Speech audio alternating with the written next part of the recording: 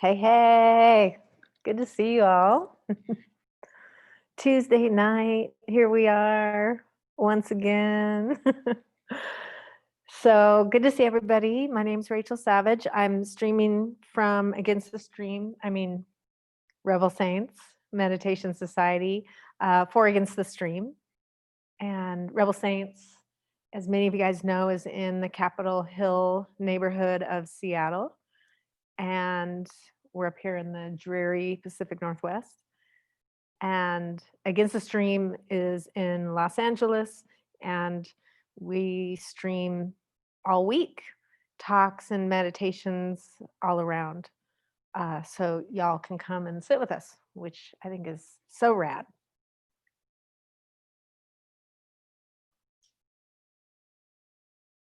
So welcome everybody, people jumping on.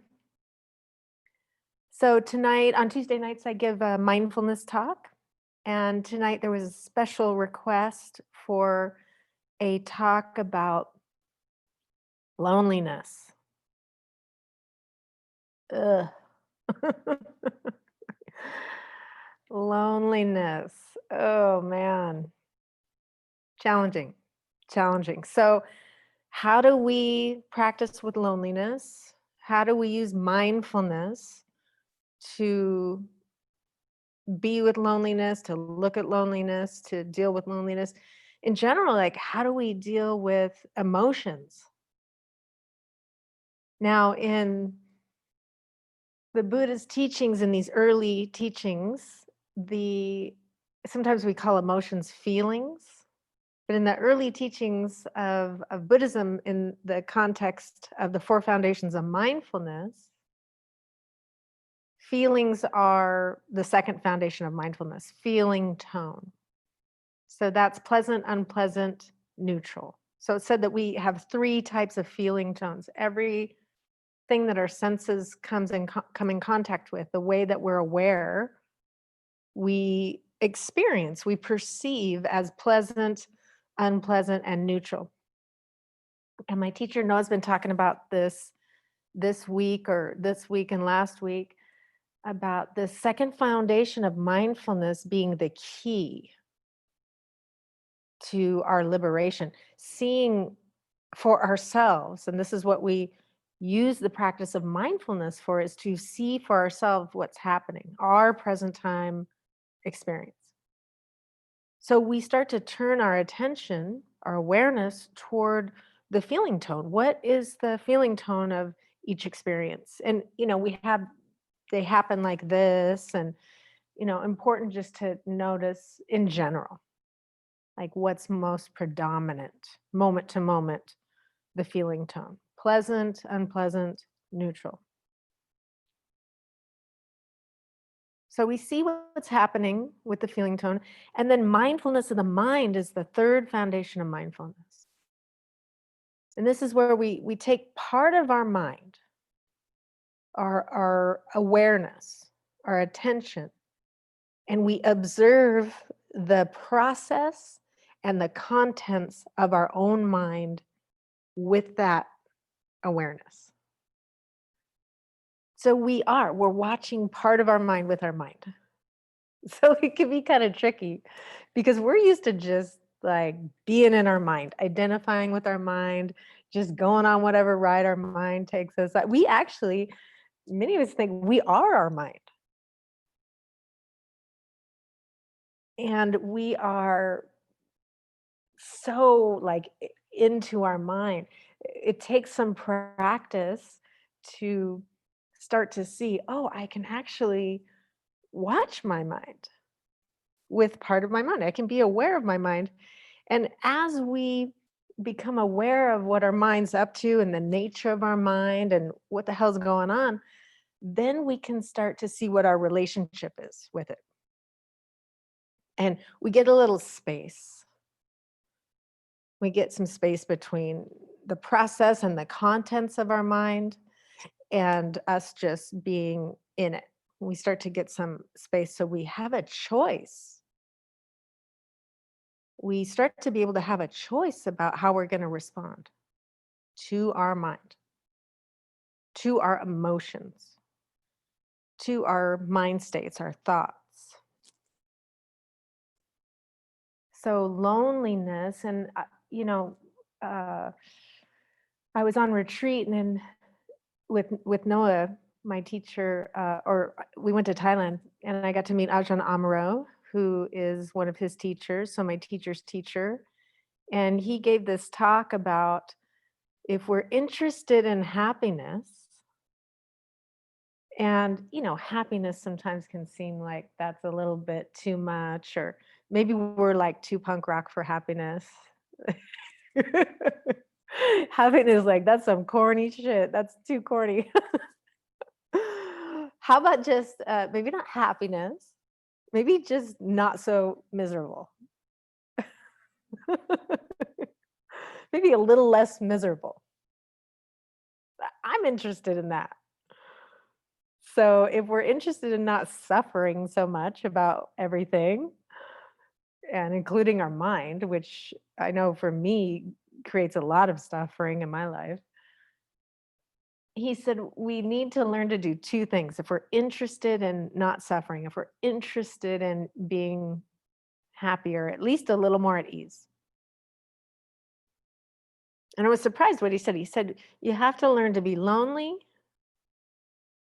hungry, and bored.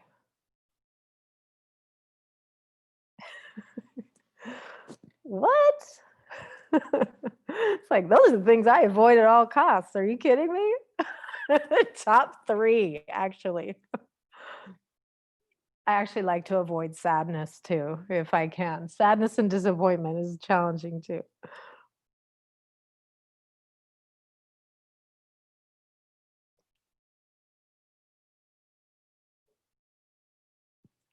So what did he mean by that? And I know for a lot of us, the loneliness for sure has been up. It's been happening. We've been in this collective isolation. We have just come out of 3 months or so of stay at home. And if we live alone, if we, I mean, even if we don't live alone, even if we had to work, we're all seeing less people and in contact with less people than we're used to. So I think that normally we think if we're lonely, or if we're bored, or if we're hungry, but especially the challenging uh, experience of being lonely and bored, we think we're doing something wrong, or somehow it's our fault. If I was just more interesting, I'd be less bored. If my life was more exciting, I wouldn't be bored. If I was more attractive, I wouldn't be lonely. If I was whatever it is. And our society, the good old living in the USA, it just runs on this idea that we aren't ever to be lonely. If we were just attractive enough, rich enough, interesting enough, had enough degrees, whatever it is, then we won't be lonely because everybody will want to hang out with us. Right? That somehow we can avoid loneliness forever if we just do it right, if we do life right. Same with boredom.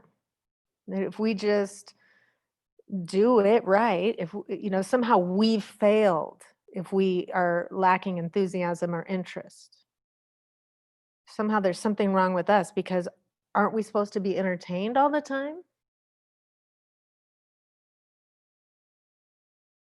I mean, it's interesting, isn't it, to think about the nonstop entertainment, and how much have we bought into that?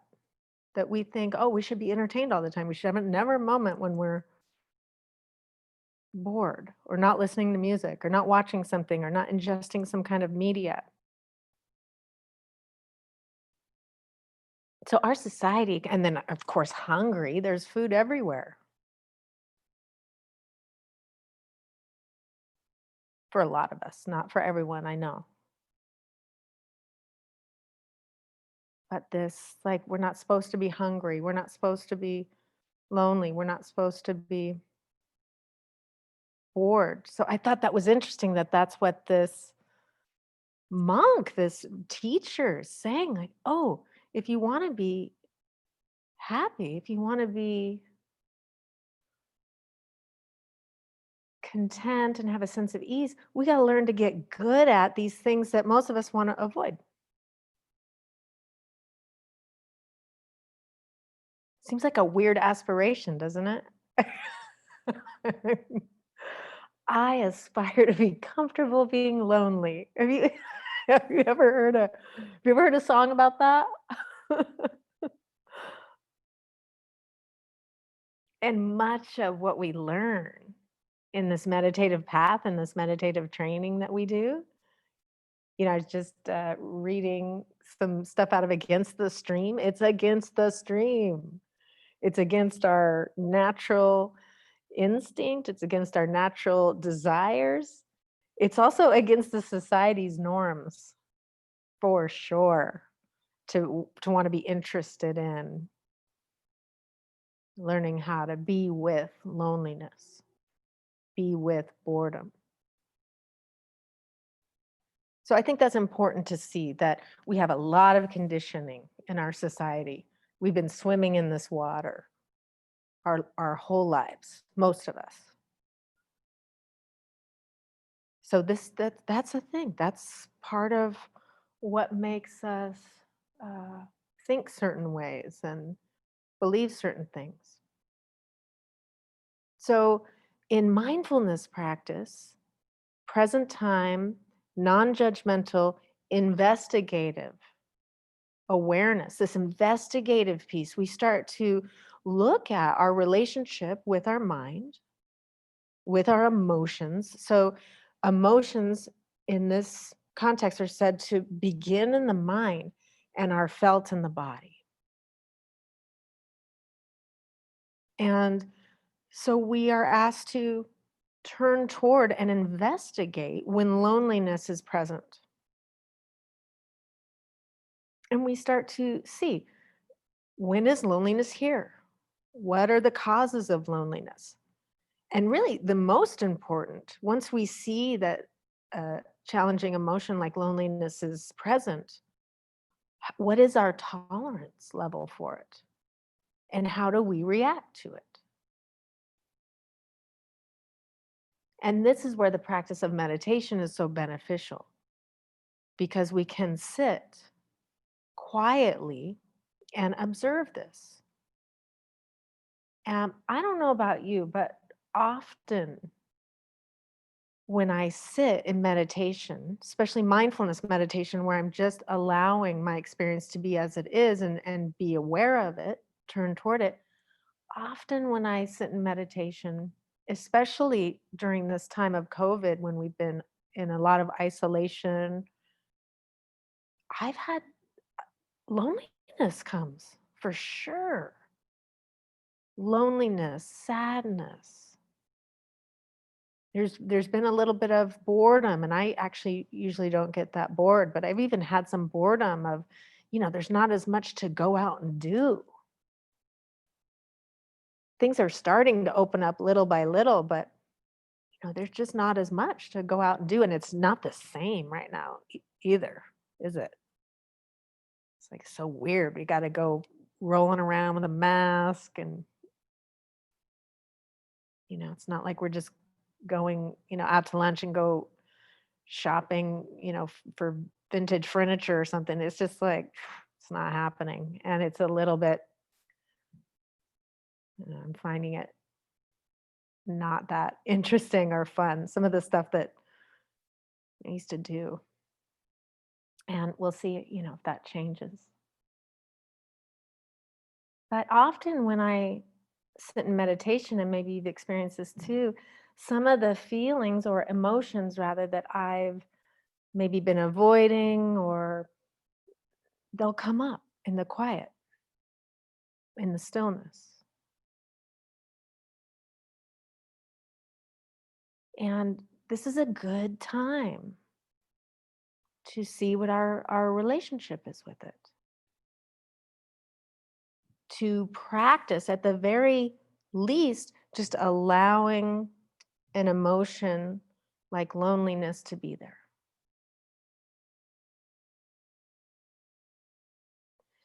And we can start as well with the investigation. The body is such a great place to start to check out, what is this? What, not why. We want to get involved in, like, why am I lonely? Why do we do that? Because we want to get rid of it. And with mindfulness practice, it's more like, oh, I feel this emptiness in my belly. I feel this tightness in my chest. What is this? Oh, maybe this is loneliness. Okay. Okay. Loneliness. Well, where is it? What is it like? We bring this investigative awareness. Where's the center of it? Where are the edges of it? It feels intolerable. Is it? What happens if I just sit here and observe? And for some of us, we've never done that. Loneliness comes, we just, mm-mm. So if it comes when we're out of meditation, what do? We pick up the phone, pick up a book, pick up Instagram, eat something. We can avoid it. We can try to avoid it. But for some of us, with this staying at home, there's been a lot of loneliness. So it's hard to run from. And in our meditation practice, when these emotions visit, we can investigate. And what you may find, what I have found, is that I can tolerate way more than I gave myself credit for.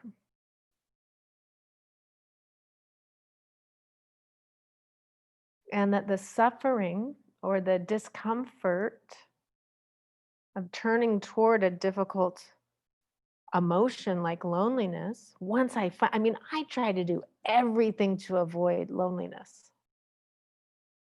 But once I realized there was no escape from it coming and going, there was no escape. Pema Chodron talks about this, the wisdom of no escape. When we finally surrender to the fact that, okay, I'm a human being, loneliness is going to come and it's going to go. This is just part of the deal of being human. And the liberation that the Buddha offered and said was possible was a liberation not from human emotions like loneliness, boredom. It's a liberation from not suffering about it, from not being miserable about these emotions.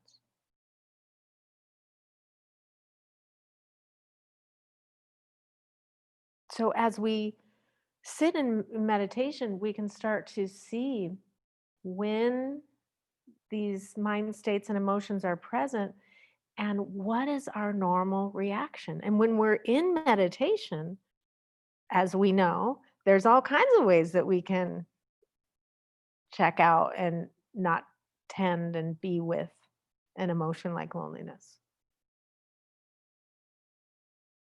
We can dwell on the past. And some of us dwell on painful things. Some of us dwell on pleasurable memories. We can go to the future, planning. We can judge ourselves. Well, you wouldn't be lonely if you wouldn't have done that, if you wouldn't have said that, if you wouldn't. So when we get tired of that, which is where I had to come to in my practice eventually, like, okay. Actually, I had someone tell me this years ago. She said, why don't you just feel lonely? Why don't you just try it and see how it is?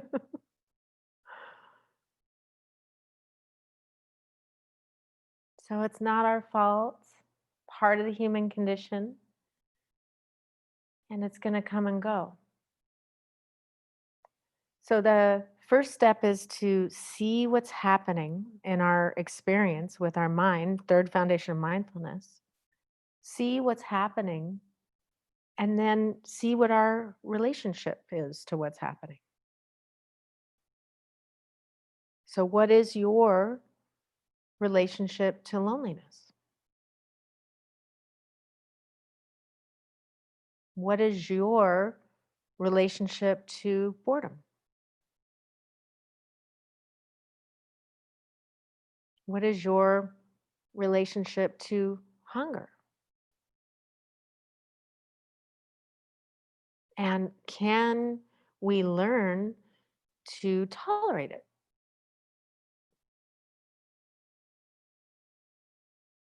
So, of course, this is, you know, always we can do what we can.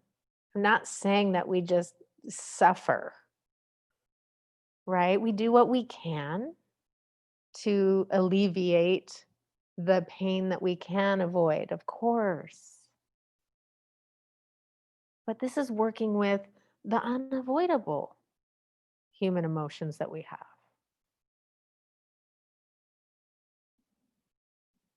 And through our meditation practice, we can practice with sitting with and training for the times that we cannot avoid it. And I am sure, I mean, I know this has happened for me throughout this pandemic. There's been a lot of emotions that I have not been able to avoid because they're so freaking pervasive. There's been a lot of fear. There's been a lot of loneliness. There's been a lot of uneasiness because it's so uncertain. There's been anger. There's been frustration. All of this stuff, right? So, what's my relationship with it? The teaching is it's not what happens, it's our relationship to what happens. So, the first step is training in the clear seeing. And that's what we do with mindfulness practice. And we become willing. This takes some bravery to become willing to sit with what we may have never been willing to sit with before.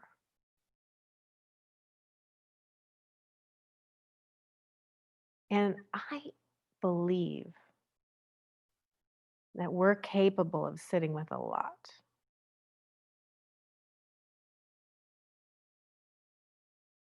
I really do. I think we're quite strong as human beings. And I think that we can learn to be with difficult internal experience. We can totally do it. No matter how hard it is, we can actually do it. We can face it. We can change our relationship with it and learn not to suffer so much. So, first we see clearly, and it's said that once we are able to see our experience clearly, that naturally a wise response will come. So, it's actually said that all we need is mindfulness to liberate ourselves from suffering about difficult emotions, suffering about anything, but in this case, difficult emotions. So we do practice what's called the heart practices, where we cultivate these wise responses. First, we see what's going on, and then we learn how to cultivate a wise response of compassion, of care toward a difficult emotion like loneliness. And it begins with just being willing to tolerate it. Sometimes that's the kindest, most loving thing we can do is just not try to avoid it, just tolerate it. But even without cultivating that mind, it's said if we just see it clearly and turn toward our experience and stay with it, then naturally compassion will arise. Naturally, a sense of caring for our own experience will arise. I think it has to do with just being willing to stay long enough.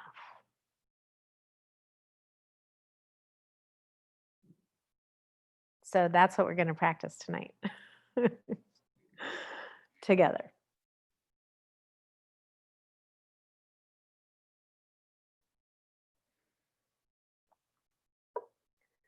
All right, you ready to get lonely? Let's do it. So find your meditation posture. And you're welcome to sit on a cushion, a chair, your couch, wherever you're like. And with mindfulness practice, important to sit upright.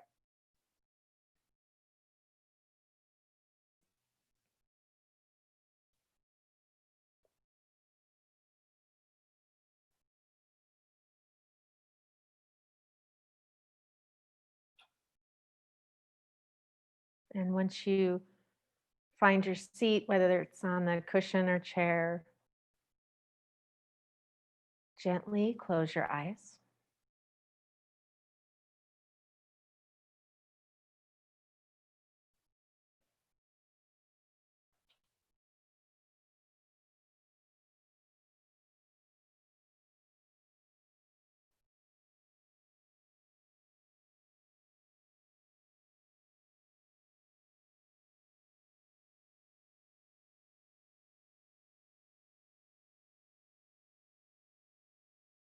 And right away, gather your awareness in to your body. You might notice that your mind and your awareness is quite big. Maybe it's off somewhere, past, future, somewhere else. Gathering it inward into your body. And here, just gently scan your body, releasing tension as you go down from the top of your head all the way down your body, softening the belly.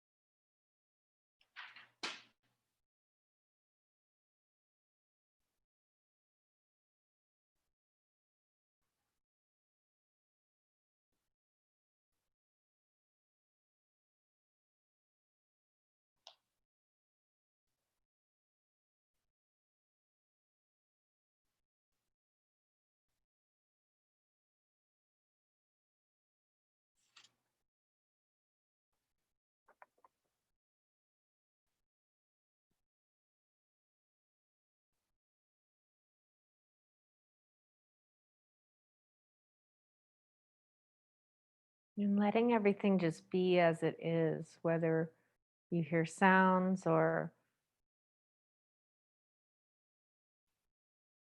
have sensations in your body. Here with the mindfulness practice, not trying to get anything to happen. We can just relax.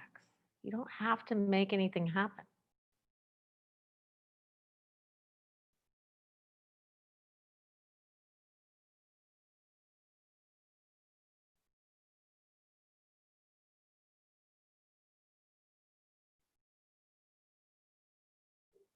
Here we're not cultivating, just bringing awareness to the experience of sitting.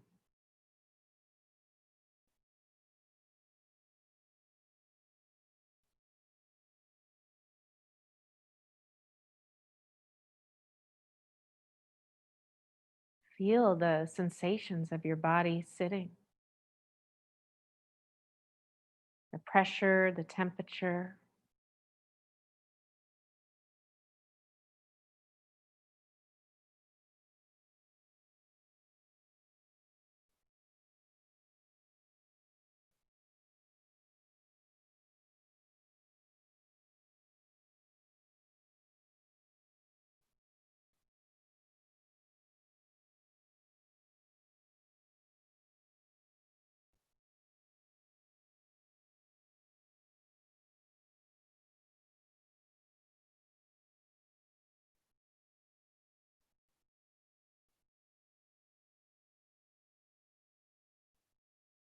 And bring in the awareness of breathing, your body breathing.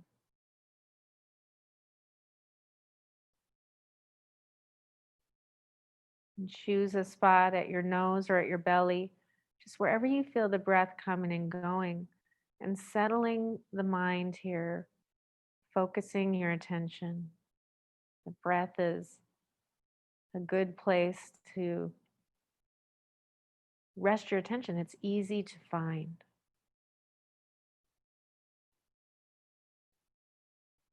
As you breathe in, know that you're breathing in. As you breathe out, know that you're breathing out.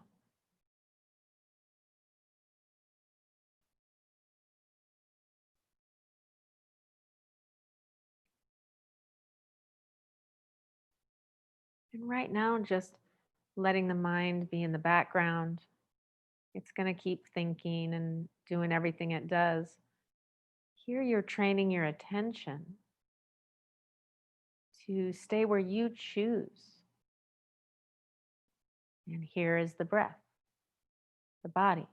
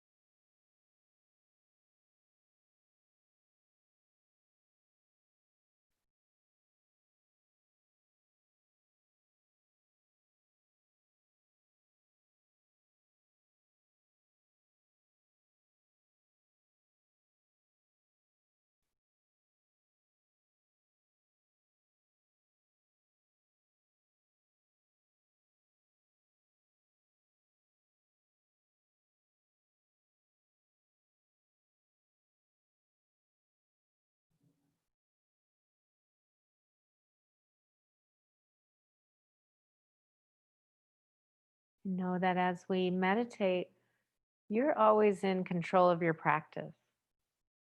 So as we open up to other areas of experience in our mind and in our body with emotions, know that you can always return to your breathing.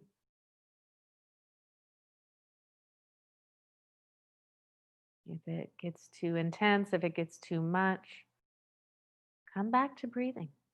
this neutral, safe place.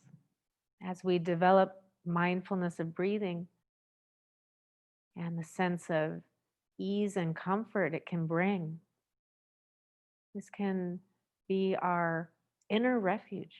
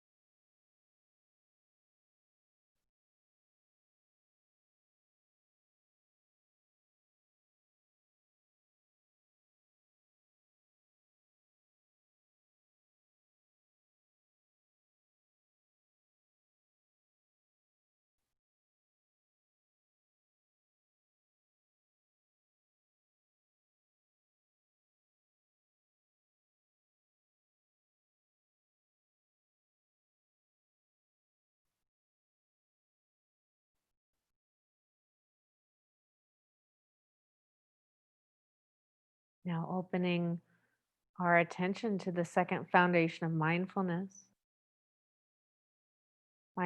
of the feeling tone.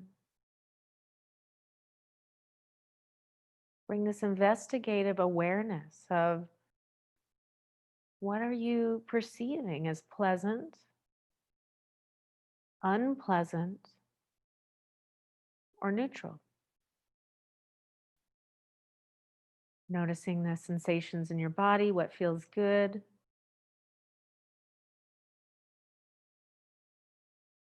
what do you like about this experience, and what feels uncomfortable, what feels unpleasant.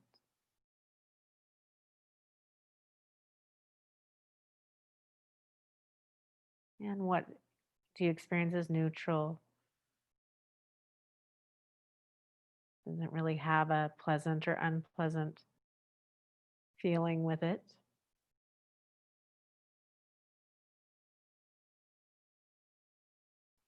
Sensations in the body. You can open your awareness to sound. And just noticing pleasant, unpleasant, neutral.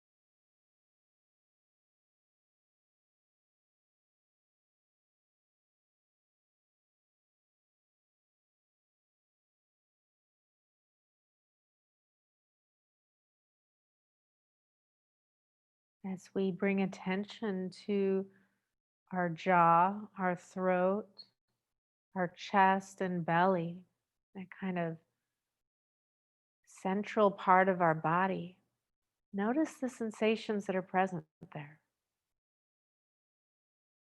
And here at this stage, we're just noticing the feeling tone, not trying to name what the emotion is, just noticing what feels pleasant, what feels unpleasant,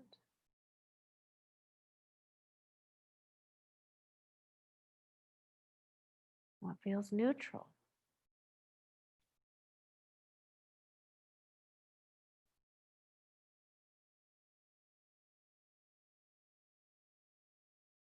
Maybe there's that unpleasant sensation of tightness in the chest,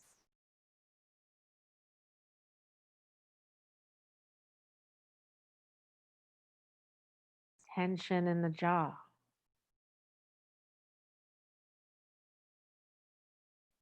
Maybe there's a pleasant feeling of relaxation and calm in the belly.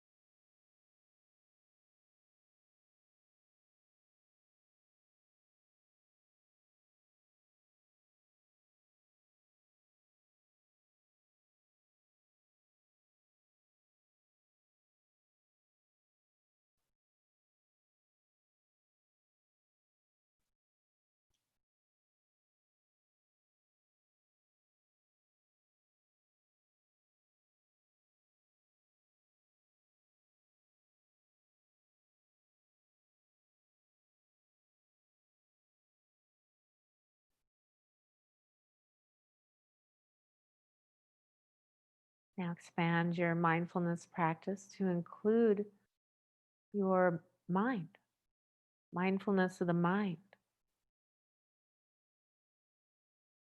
Here, turning attention to the thoughts and emotions that are present as you sit.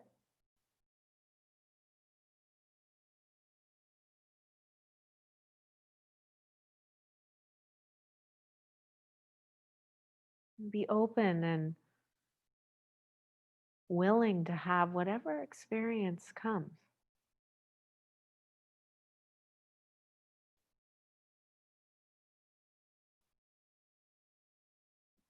If it's a challenging emotion, loneliness, sadness,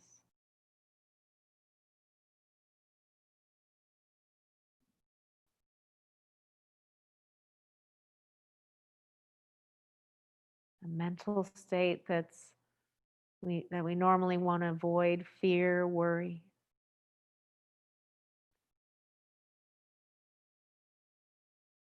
Maybe it's boredom.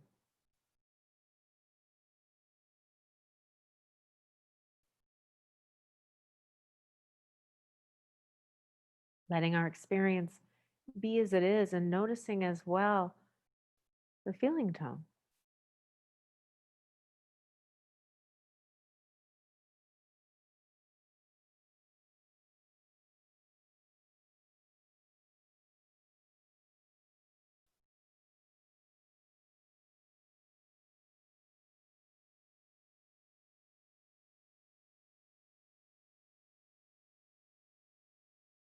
When unpleasant emotions or thoughts come through, what's our response?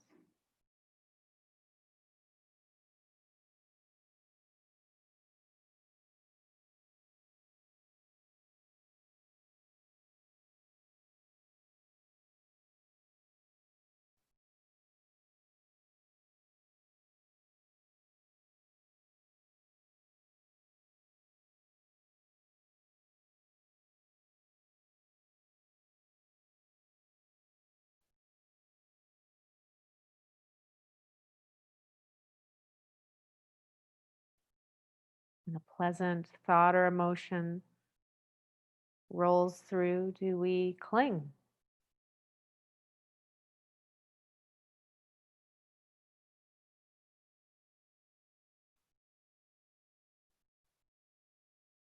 Do we turn what's pleasant into unpleasant?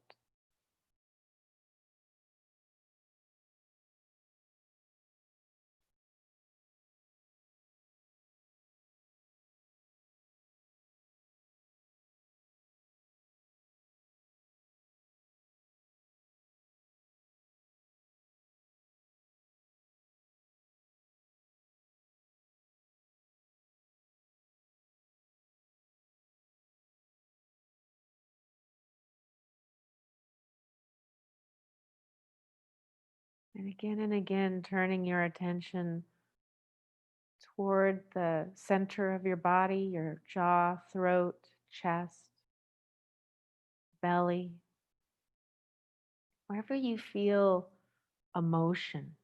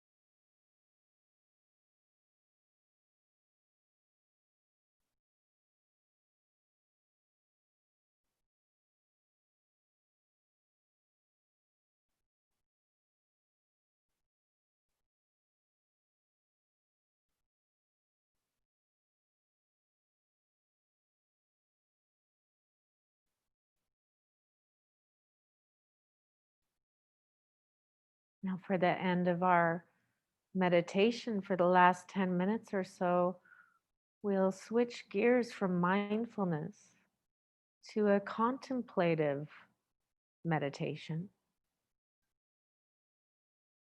And now I invite you to bring to mind the sense of loneliness.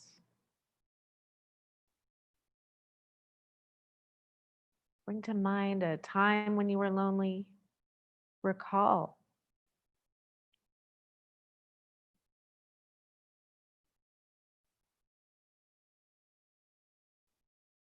What is it like? How do you experience loneliness?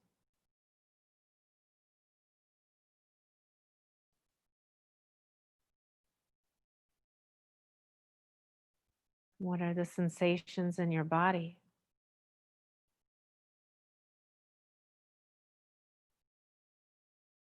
Maybe it's a heaviness in the chest or a vast emptiness in your belly. Maybe it feels hot and burning. Maybe it feels cold.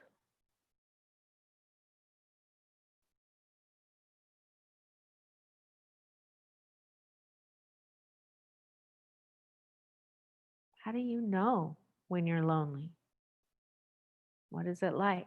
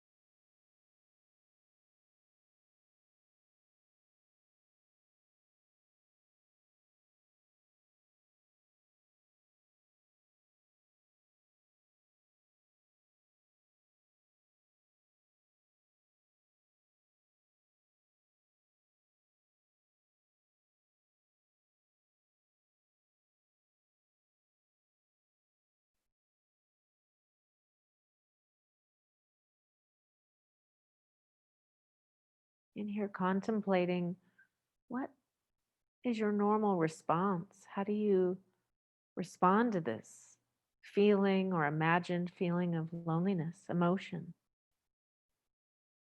What do you usually do?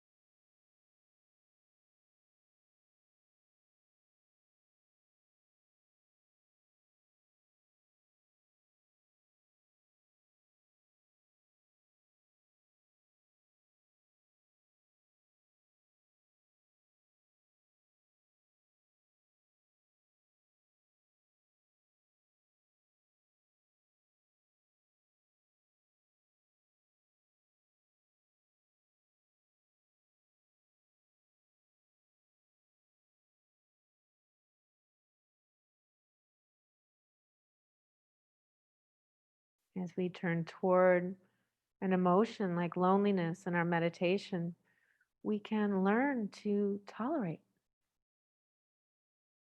We can increase our capacity for tolerating difficult emotions.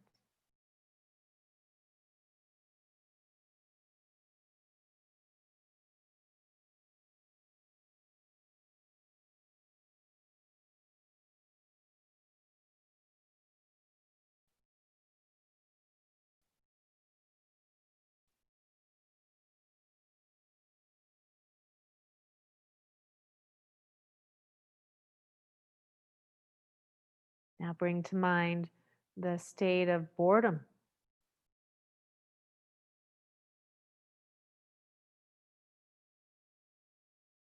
Just reflecting on boredom. What's boredom like for you? What does it feel like in your body,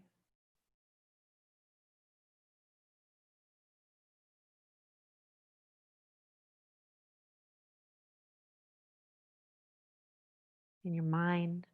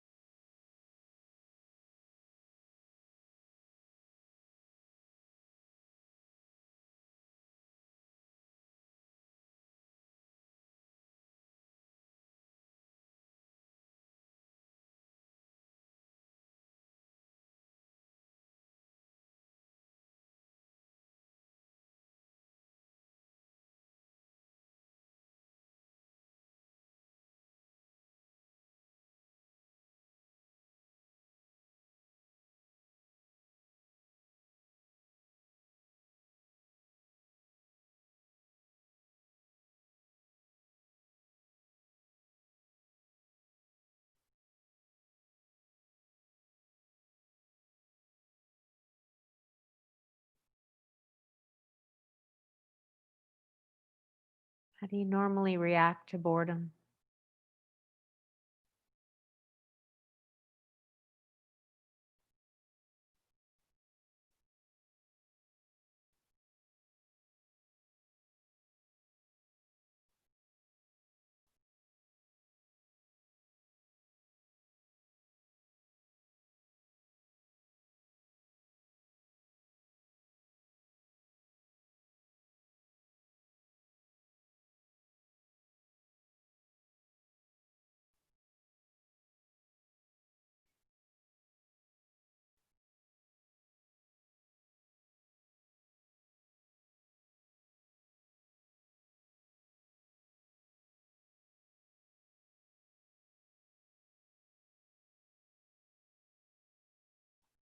And the last one to contemplate about tonight is hunger. Where do you feel hunger in your body? What is your normal response to hunger? Do you have patience? Do you have tolerance? Or are you reactive and angry, irritable?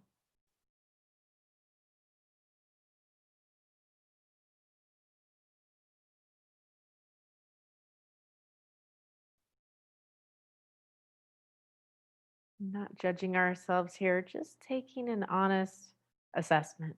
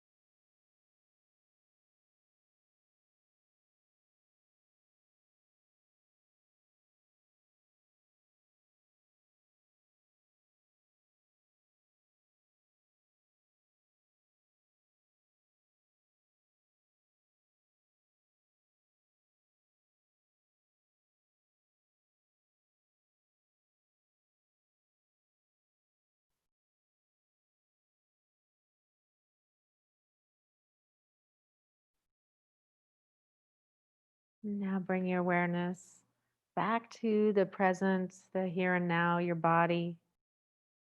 The last minute of the meditation, notice the feeling tone that arises when you know it's almost over. Pleasant, unpleasant, or neutral.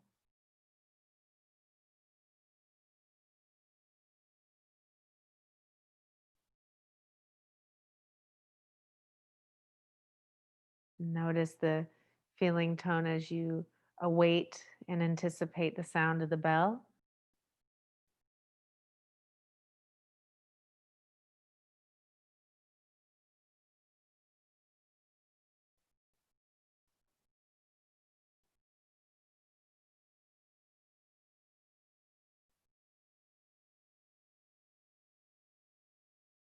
And as you hear the sound of the bell,